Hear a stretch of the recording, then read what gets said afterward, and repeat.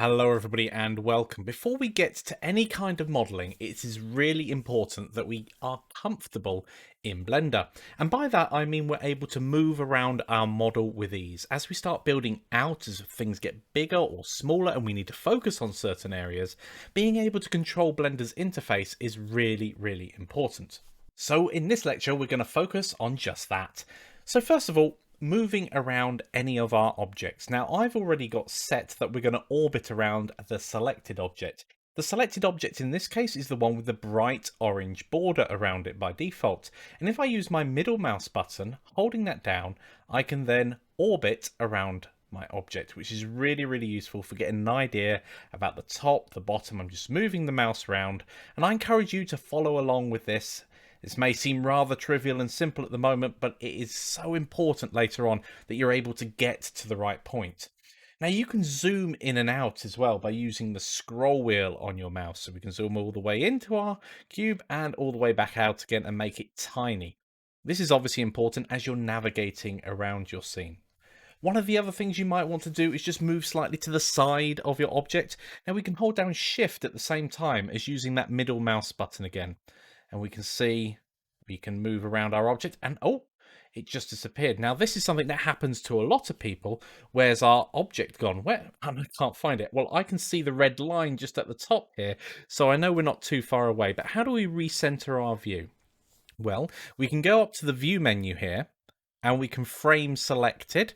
That's one of the things we can do if we know the object we've got is selected. And we can see the shortcut key there. This will be our first shortcut key, is Numpad and full stop. We can also just frame all with the home key if necessary. So pressing either one of those will either bring the object, and we can see we're nice and zoomed in here, or I press the home key on my keyboard and I zoom out and the whole thing is there again. Really useful if you get lost, and that will happen from time to time, especially as you're moving around. What had happened there is as we were panning, my cursor went to the edge of the screen and Blender got a bit confused and it just jumped further than we thought it was going to. So we've covered the basics of orbiting, of zooming in and out, and panning around your scene. All very useful, and we've just used the mouse to do that at the moment. There are some controls at the top right here, these gizmos as they're called, that will do pretty much the same thing. We can click on those with the left mouse button, and we can orbit around. We can also zoom in and out with the plus or the sort of magnifying glass there. Could you see that? It's just jumped around again. So you do have to be careful when using these because it is very easy for things to jump about. And I seem to have locked up Blender. I can't move in and out. So this is an ideal opportunity to use that numpad period or full stop again in order to reframe everything. You will sometimes find when you're working with Blender that you seem to be stuck. You can't zoom in anymore. Well, all we need to do is reset the zoom, as I like to call it, by pressing that period key. We're now focused and we can zoom in and out again. Perfect. The next one here is all about the camera. If we go ahead and click that, we have not even discussed the camera yet, but this will show us the view from the camera.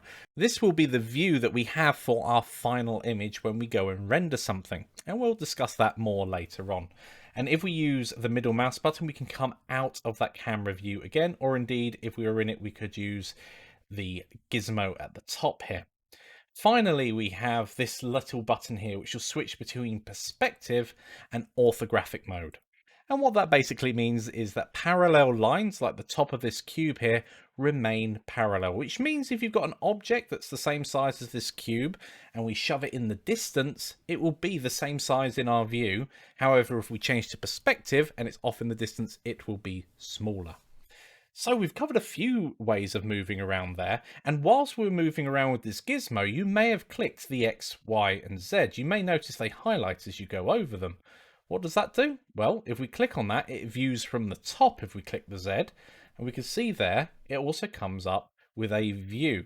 Now, Blend is one of these programs that you can do things multiple ways, and there is no right or wrong way of doing things, which is absolutely fantastic. It means it's adaptable to however you want to use it. Perhaps you're on a computer that doesn't have a keyboard attached. Perhaps you're using something like a Microsoft Surface. So this area here is critical for you being able to move around in Blender.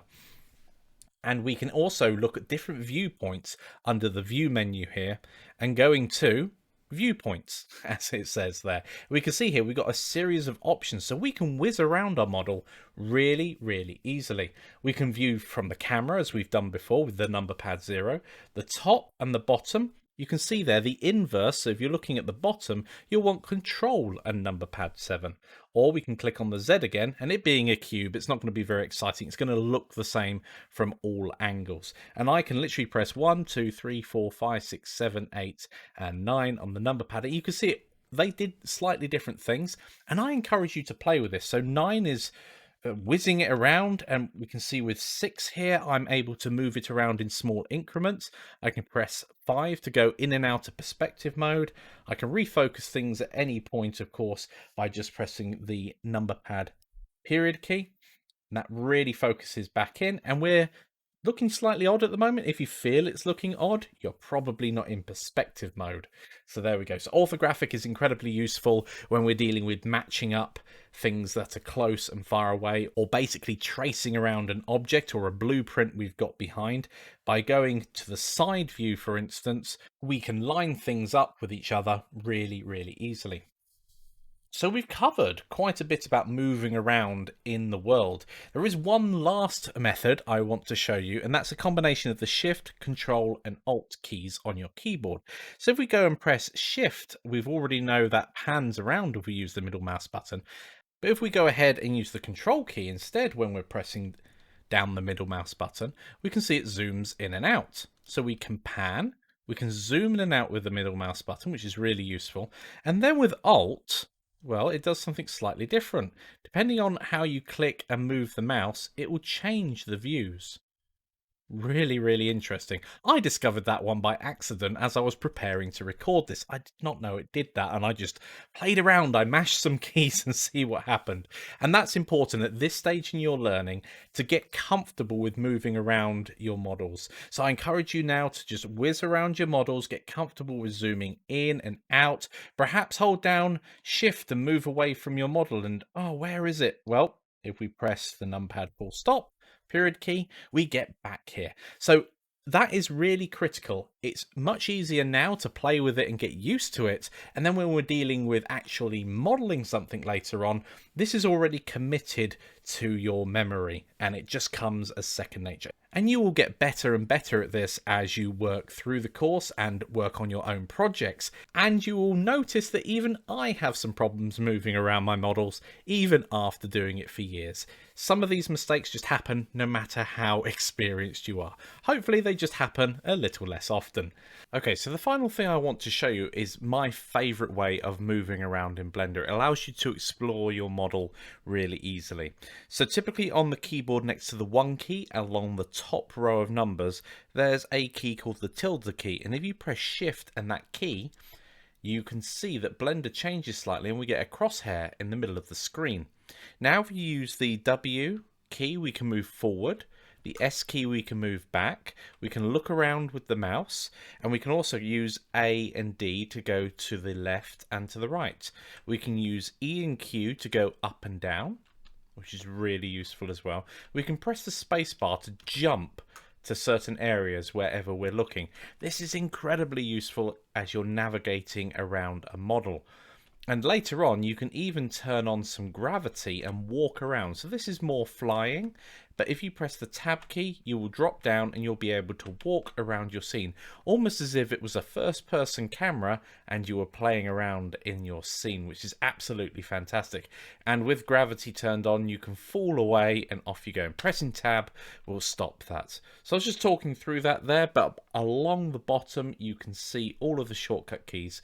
Now, if you press escape to come out of that, it will jump straight back to the view you had previously.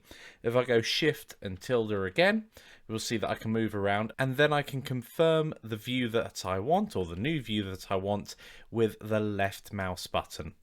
Okay, I'll be using that a lot. I love it. As you notice there, the screencast keys don't actually capture that movement, unfortunately, but all of the instructions when you go Shift and tilde are also along the bottom of the screen, so you can see them all there as well. So if you want to speed up your movement, you can hold down Shift and that will almost make you run around.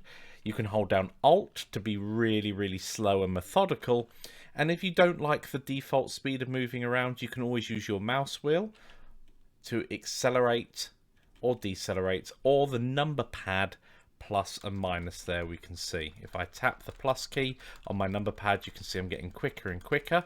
It does get a bit silly if you go too far, and I'm going to slow that back down again. Okay, brilliant. So that's it for this lecture. Do play with your movement controls and get used to moving around your models in Blender. Getting it sorted now is going to be really useful because it means that you can focus on the actual modeling later on rather than trying to navigate around in Blender.